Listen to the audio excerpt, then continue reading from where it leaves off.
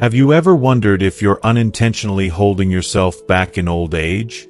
Could the habits you've developed over the years be preventing you from living your best, most fulfilling life?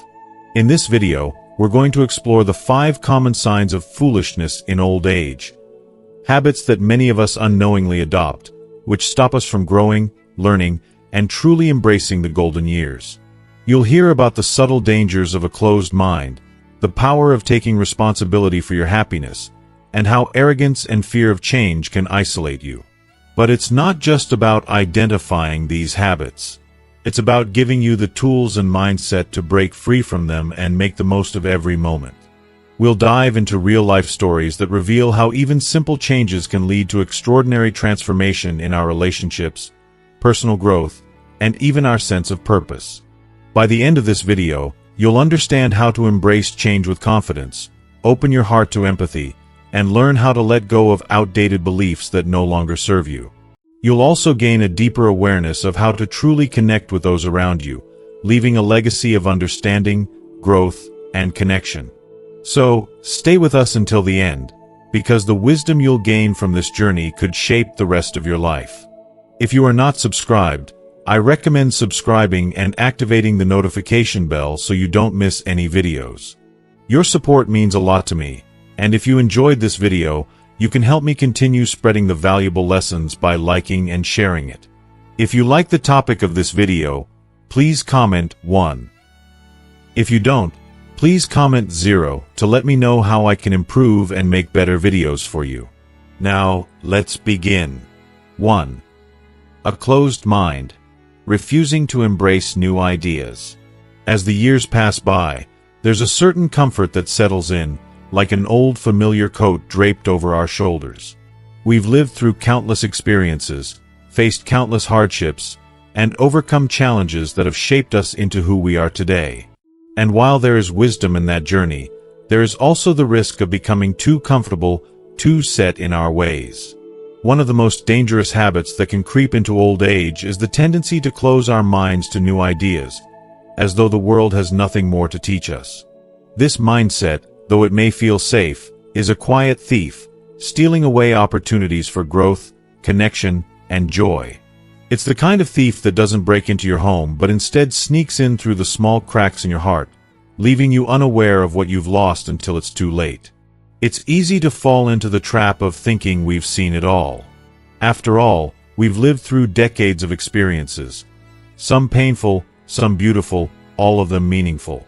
But there's a harsh truth that many of us, especially as we get older, need to confront. If we close ourselves off to the world, we risk becoming stagnant. Our hearts and minds become like stagnant water, still, lifeless, and lacking the vibrancy that comes from embracing change and learning. And yet, the world continues to turn, to evolve, to offer us new perspectives, ideas, and connections. To reject that is to deny the richness of the present moment. A closed mind is often built on fear. Fear of being wrong, fear of change, or perhaps most painful of all, fear of looking foolish. We've spent a lifetime cultivating a sense of self, of identity, and the thought of having to challenge it can feel overwhelming. It's far easier to cling to the familiar, to shut our eyes to anything that feels foreign or uncomfortable. But life, with all its beauty and unpredictability, is full of surprises. Some of those surprises can be uncomfortable, yes, but they are also what makes life worth living. To close ourselves off from them is to deny ourselves the opportunity to truly live in the present, to experience the fullness of what it means to be human. I remember speaking with a man once, a man who had spent decades living in his way, steadfast in his beliefs and routines. He had no interest in technology. "What do I need a computer for?" he would say with a shrug. "I've lived perfectly fine without it." There was a finality in his voice, an assurance that there was nothing more to be gained.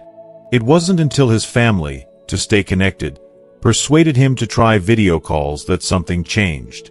And what a beautiful change it was.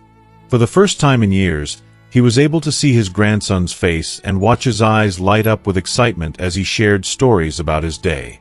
For the first time in ages, he could read his grandson bedtime stories, his voice filled with love and connection. It wasn't just a technological breakthrough. It was a moment of profound human connection, one that would have been impossible if he hadn't opened his mind, if he hadn't let go of his resistance to change. That small shift opened up an entirely new world for him, one he had no idea he was missing. But this isn't just about technology or trying something new. It's about the people in our lives.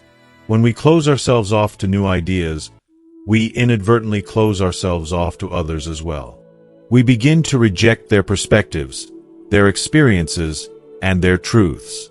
It's so easy to dismiss what we don't understand, to tell ourselves that our way is the only way. But over time, that rejection creates a wall between us and the people we love. And the tragedy of that is not just the missed opportunities to learn from others, but the missed opportunities to truly connect. The world is full of incredible, diverse people, each with their own stories to tell and their wisdom to share. But when we close our minds, we isolate ourselves, depriving ourselves of the joy that comes from sharing and learning together. Opening our minds doesn't mean we have to abandon our values or who we are. It doesn't mean we throw away everything we've believed in or fought for. What it does mean is that we make room for curiosity, for humility, for the acknowledgement that we don't have all the answers. It means saying, I don't know everything, and that's okay. It's a willingness to be vulnerable, to admit that there is still so much to learn, even at the age of 70, 80, or 90. Learning is not reserved for the young. It is a lifelong gift, a gift that keeps our spirits alive, keeps us engaged with the world around us, and keeps us growing. When we open our minds, we open ourselves to the possibility of joy, growth, and connection, things we can experience until our last breath. As we grow older, we often find comfort in the familiar. But true growth comes when we step outside of our comfort zones, when we open ourselves to the unknown. Don't let fear steal away the beauty that still exists in the world. Embrace change, embrace new ideas, and most importantly, embrace the people around you with an open heart and mind.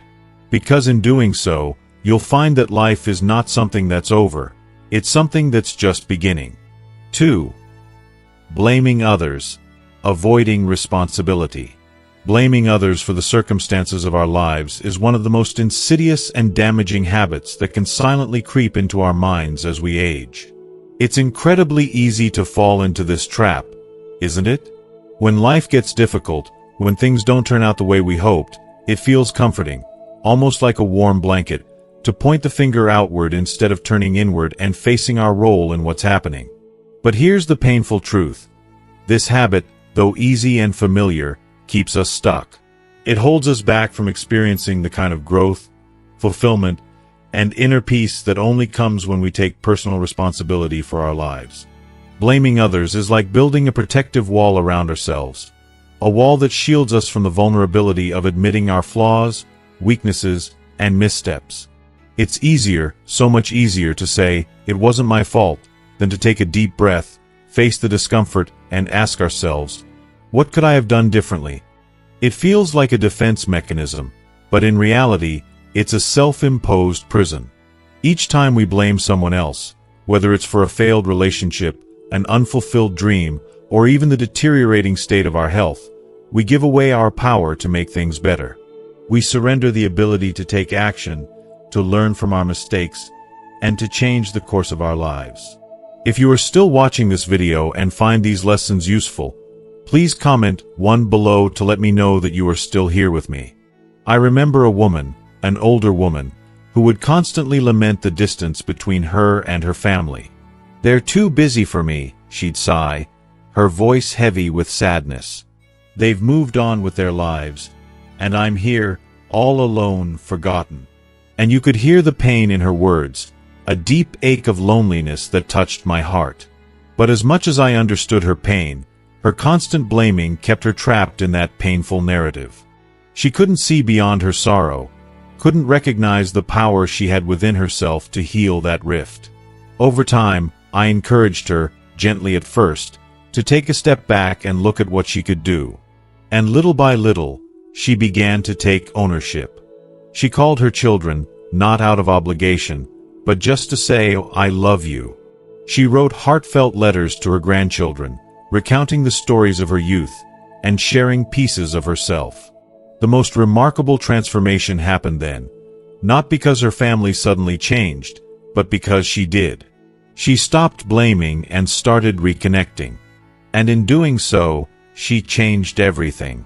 The truth is, blaming others doesn't just rob us of growth, it slowly poisons the relationships we care about. When we live in a state of constant blame, we close our hearts to the very people we want to be close to. We fail to see how we contribute to the dynamics around us, and how our actions, or inactions, might have fueled the tensions or misunderstandings. Blaming others distances us from those we love. It builds walls instead of bridges, making reconciliation harder and deeper wounds harder to heal. Relationships thrive on mutual accountability. They require us to take responsibility, admit our mistakes, and own our part in the story, no matter how painful that might be. Taking responsibility isn't easy. It demands a kind of humility that most of us find difficult to embrace, a courage to face those uncomfortable truths about ourselves that we've been avoiding. But in my experience, it is the most empowering choice we can make. When we stop deflecting blame and start taking ownership of our actions, we reclaim our agency. Suddenly, the challenges we once viewed as overwhelming obstacles become stepping stones, opportunities for growth, learning, and even healing. And in the end, we begin to discover something far more precious than blame: peace. Peace comes from knowing that no matter what life throws at us, we have the power to shape our response. The peace comes from realizing that we are no longer the victims of our circumstances, but the authors of our own stories. 3.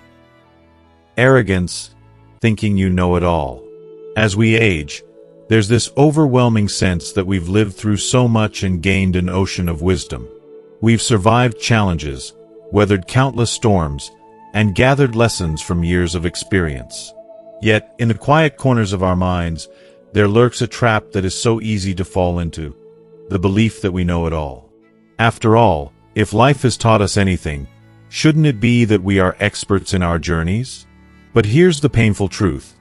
This arrogance, this stubborn belief that we've reached the peak of understanding, is one of the most dangerous illusions we can entertain as we grow older. The tendency to think we've seen everything, that our experiences are the final word, is incredibly tempting. It's as if we wear our years like a badge of honor and forget that, while we may know a lot, there is always more to discover. It's not just an unfortunate mindset, it's a barrier. A barrier to deeper wisdom, richer relationships, and the kind of personal growth that comes from staying open, vulnerable, and willing to evolve. The tragedy is that arrogance often parades itself as confidence, fooling us into thinking we're in the right when, in fact, we're closing ourselves off from the endless sea of possibilities. Confidence, I believe, is a quiet strength. It comes from an awareness that no matter how much we know, we're just scratching the surface. Confidence is rooted in humility. It acknowledges that there's always room for improvement and that no one has all the answers. Arrogance, however, is different. It's loud and stubborn. It insists that there's only one way, one truth, one way of seeing the world, and that way is ours. It shuts out new ideas and fresh perspectives, drawing a thick, suffocating wall between ourselves and those around us. What's worse, it isolates us in a prison of our own making, even as we believe we're the wisest person in the room. I once had a conversation with an older gentleman who had spent his entire career as a successful engineer. His mind was sharp, his intellect undeniable. But, as much as he had accomplished in his field, there was this constant need to prove himself. Conversations with him often felt less like exchanges and more like lectures, with him dominating the discourse. The love he had for his family was clear, but the arrogance in him overshadowed the simple beauty of connection. Over time, his family began to distance themselves, not because they didn't care for him, but because they began to feel invisible in his presence. Their voices, their thoughts, were simply drowned out by his constant need to assert his knowledge. It wasn't until a humbling experience struck him, struggling to use a new smartphone and seeking help from his grandchildren, that his heart started to soften. In that moment, he realized that wisdom isn't about being the smartest person in the room. It's about having the courage to admit when we don't know something and being willing to ask for help. It's about remaining open, constantly learning, and realizing that every interaction, no matter how small, holds growth potential. His journey wasn't just about his career accomplishments anymore. It was about understanding that being truly wise means embracing the fact that we don't always have the answers, and that's okay. The humbling beauty of growing older, after all, is that we learn that the true strength lies not in knowing everything, but in being willing to always be a student of life. As I reflect on this, I realize how vital it is to keep our hearts and minds open, especially as we age. Our wisdom, while valuable, is never complete. There's always more to discover, more to understand, and more to learn. And if we allow ourselves to stay humble, if we allow ourselves to be receptive to new ideas, new people, and new ways of thinking, we will continue to grow, continue to deepen our relationships, and continue to enrich our lives. 4. Lack of empathy, failing to understand others. As we journey through life, one truth becomes ever more apparent. The deepest and most meaningful connections we forge aren't built on the simple exchange of opinions, but on the powerful foundation of understanding. And yet, as time goes by, it's easy to see how one of the most isolating and heartbreaking habits a person can develop, particularly as they grow older, is the loss of empathy. A lack of empathy is like a wall that rises between people, obscuring the warmth of human connection. It's a failure to look beyond the narrow lens of our own experiences and truly reach out to the feelings and lives of others. It's one of those quietly destructive forces that, without realizing, it causes relationships to wither and erode. Empathy is not just an act of kindness. It's a profound form of connection. To truly empathize means to step into another person's shoes and experience their world as if it were your own. It means allowing their joy to ignite a spark in you and their pain to weigh heavy on your heart. It's the understanding that we are not isolated islands, but part of a vast, interconnected web of human experience.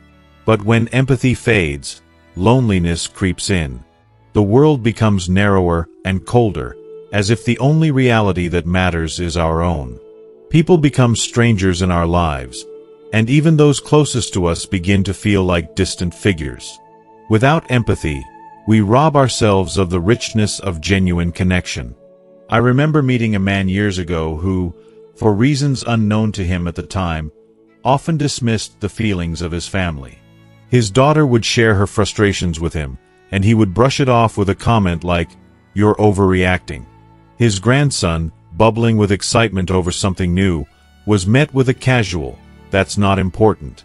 It was as though his world was set to a different frequency, and he couldn't tune into the emotions of those around him.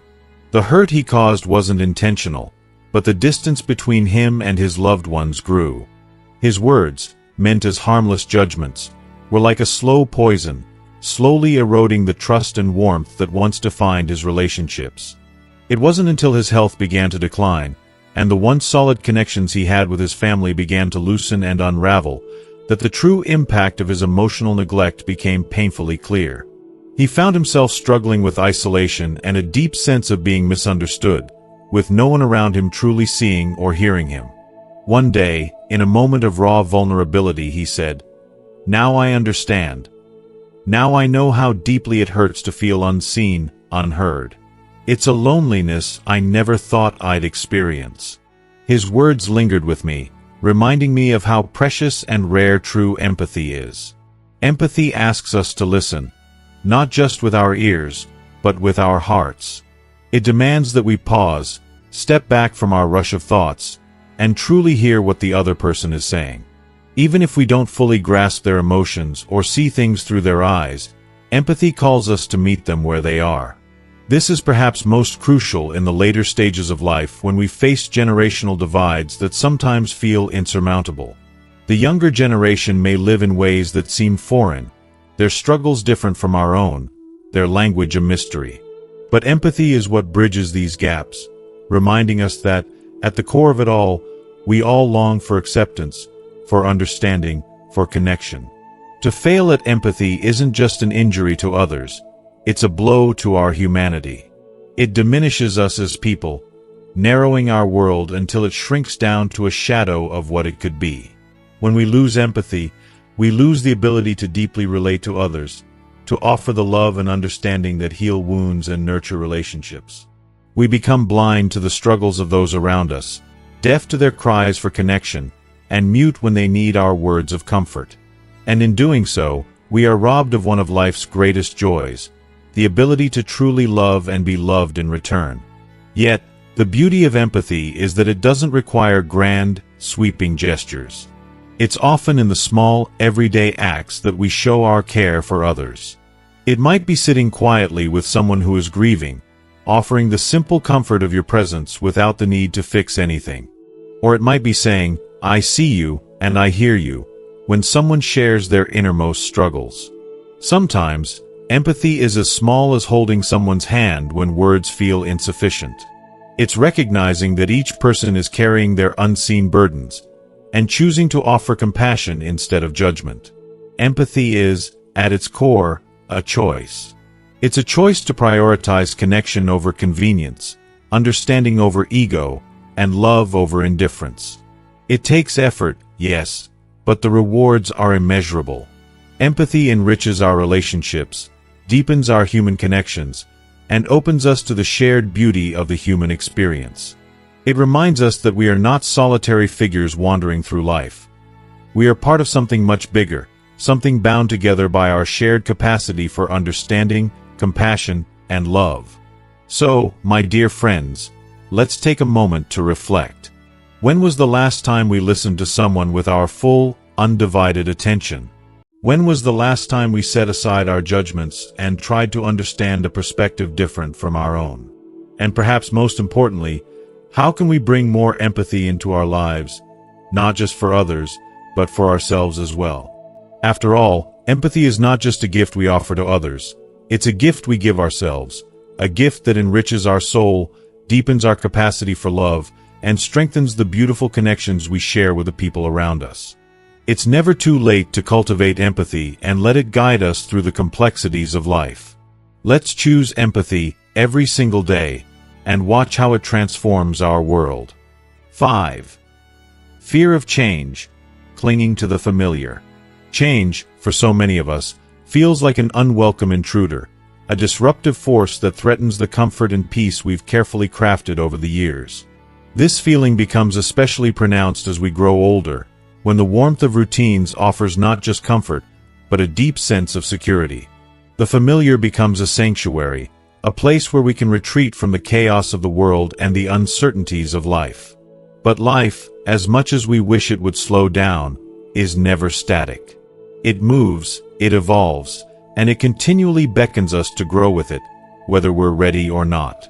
One of the most limiting and painful habits we can develop as we age is the fear of change. It's the desperate clinging to the past, believing that by holding on tightly to what we've always known, we can somehow protect ourselves from the unpredictability of the present and the future. But in truth, this fear of change doesn't safeguard us. It traps us. It holds us prisoner in a space where everything feels increasingly disconnected and out of sync with the ever-shifting world around us. If you are still watching this video and find these lessons useful, please comment 2 below to let me know that you are still here with me. I vividly recall a woman I once knew named Eleanor. She was a soul who had poured decades of love and labor into the house where she had raised her children, a house filled with echoes of laughter, tears, and cherished memories. As she grew older, her health began to decline, and her family gently suggested that she move to a smaller, more manageable home, one that was closer to them so they could provide support. The very thought of leaving that house, her home, her history, was met with fierce resistance. "This is where I raised my children," she would say, her voice trembling. "I can't leave it behind. It's all I have left." To her, moving meant losing everything. The memories, the milestones, the very identity that home had given her. But when Eleanor finally summoned the courage to let go of her beloved house, she discovered something profound: freedom. The smaller home was easier to maintain, and being closer to her family filled her life with more connection, more laughter, and more love than she had felt in years. "I was so afraid of losing my past," she later confessed, "that I didn't realize how much happiness the future could bring." Her words broke my heart and opened my eyes. She had feared change so much that it had almost kept her from living the life she deserved. The truth is, fear of change is often deeply rooted in the fear of loss. Loss of control, loss of identity, and most painfully, loss of the familiar. It's easy to believe that resisting change can somehow protect us from the painful reality of aging, from feeling irrelevant or forgotten. But what we fail to realize is that resisting change doesn't prevent it. It only makes it harder to face. Life, much like a river, flows relentlessly forward, regardless of our wishes. Clinging to the banks, refusing to let go, doesn't stop the current. It only leaves us behind, stranded in a past that no longer serves us. Adapting to change doesn't mean erasing our past or abandoning the essence of who we are. It means acknowledging that growth is a lifelong journey, one that doesn't stop just because we've reached a certain age. Each stage of life has something new to offer, even if it doesn't look like what we expected. Embracing change means letting go of the things that no longer nourish us, and making space for what can enrich our lives now. This could be as simple as learning a new skill, picking up a healthier habit, or adopting a different way of thinking. It could be daring to try something you've always wanted to do but were too afraid to attempt. Change is not just about doing something different. It's about discovering new parts of yourself. It's about opening your heart to new experiences, new relationships, and the possibilities that arise when we stop fearing the unknown. And, perhaps most importantly, change brings the opportunity to connect with others, especially the younger generations who are often living in ways we may not fully understand. By embracing change, we show them that we are willing to grow with them, not against them. We bridge the gap between the old and the new, creating deeper, more meaningful relationships that transcend generational divides. Facing change with courage doesn't mean we won't feel fear. It's inevitable.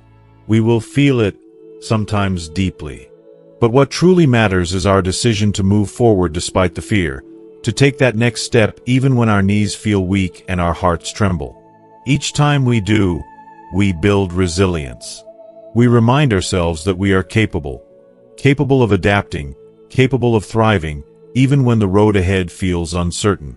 In the end, it's not the changes we resist that hurt us, it's the ones we refuse to accept. Because in that refusal, we miss the most beautiful part of living. The chance to evolve, to grow, and to live fully, even in the face of life's inevitable transitions. As we wrap up today's discussion, I want you to take a moment and reflect on everything we've explored together. Change is a constant in our lives, especially as we grow older, and while it can be intimidating, it's also an opportunity. An opportunity to evolve, grow, and embrace the unknown with courage. So, what have you learned so far? How can you apply these insights to your journey? I'd love to hear from you. In the comments below, share one thing you've learned today that you're committed to bringing into your life. What step can you take, no matter how small, to embrace change and let go of fear? If you enjoyed this video, please leave your comment below. Don't forget to like, share, and subscribe to our channel for more content that helps you live a fulfilled and empowered life. I look forward to reading your thoughts and hearing how you plan to embrace change in your unique way. Thanks for watching.